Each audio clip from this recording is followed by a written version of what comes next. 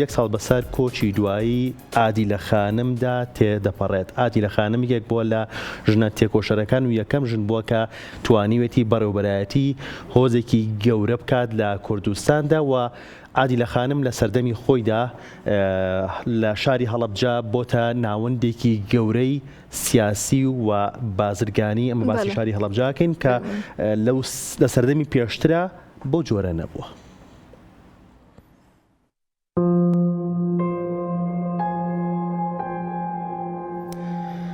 ئادی لە خانم شاژنە بێتاجەکە بەڕێوەبەری هۆزی جاف و فەرمانڕەوای دەشتی شارە زۆر.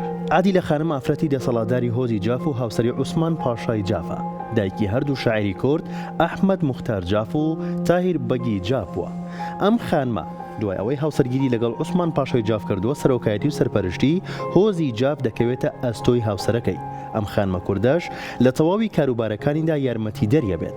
لەو کاتەش کە هاوسەرەکەی کۆچی دوای یەکات هۆزی جاف بەڕێوەبات و ناوبانگی لە هەموو ناوچەی شارەزور و هەورامان و شوێنەکانی دیکەی باشووری کوردستان بڵاو دەبێتەوە. ئەمەش بەهۆی کارەکانیەوە کە چەندین خوێندنگا، بازاڕ و چەند باڵەخانەی گەورەی لە هەڵەبجە دروست کرد و لە گوندێکی بچووکەوە کردیە شارێکی ئاوەدان. چەندین نووسەری کورد و بیانی دەربارەی ئەم خانمە مەزنە نووسیویانە. بیانەکان ئەم خانمەیان بە شاژنی بێتاجی شارە زۆر ناساندووە.